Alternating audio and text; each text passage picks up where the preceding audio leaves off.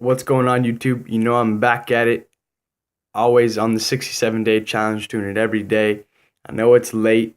I just actually took a nap. My sleep schedule's all off. I've been sleep deprived this whole school year, so I'm trying to catch up on sleep, and I just woke up, so I still had to do this video. Anyways, what I want to talk to you today is about listening.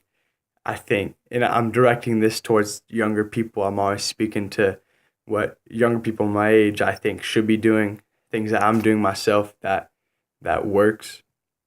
And so my sophomore year, I read this book. It's called The Art of Communicating by Thich Nhat Hanh. Thich Nhat Hanh is one of the world's most renowned spiritual leaders. He's a Buddhist monk, and The Art of Communicating. I mean, I picked up this book thinking it'd be all about how to speak to people, what to say, but the majority of this book, about three quarters, he preached listening. He said if you could listen compassionately, listen intently, you will in turn be able to create a more thorough response, a better response, a more genuine response.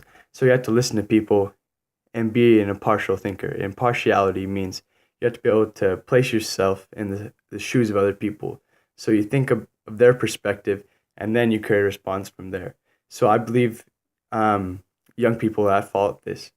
I have a professional photographer friend who also happened to start $1 million business, $1 million record business out of college. His name's Dennis Williams.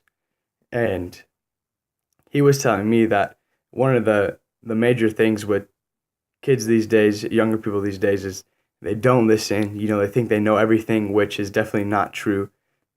If this is what I think, a lot of teenagers know everything about social media and entertainment. Like they might know who Simon Cowell is, or and Kim Kardashian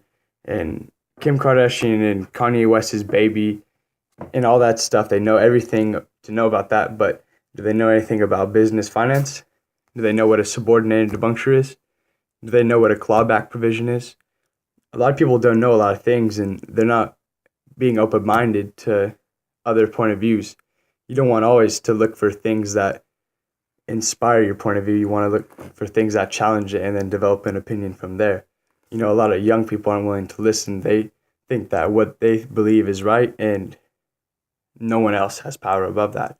And they're 100% absolute, and they have a hard time admitting they're wrong as well. Even I'm at fault for that, and I'm trying. That's something I'm trying to work on. Admit that we all have faults. Nobody is perfect. I went to lunch today with the district attorney of the Los Angeles County. Her name's Jackie Lacey.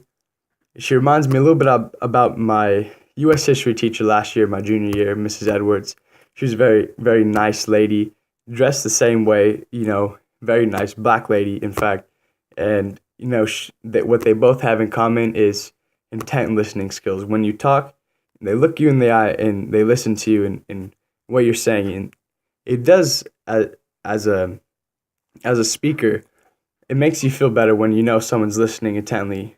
Personally, from personal experience, I just like it more. I feel if people are engaged to what I'm saying, I'm going to be able to say it with more force and desire than someone who is checking their phone or, not really paying attention to what I'm saying, listening with their eyes instead of, just listening with their ears, listening with both. Very important. Anyways, I believe that the young generation definitely needs to listen. To listen is a powerful tool, especially that you want to,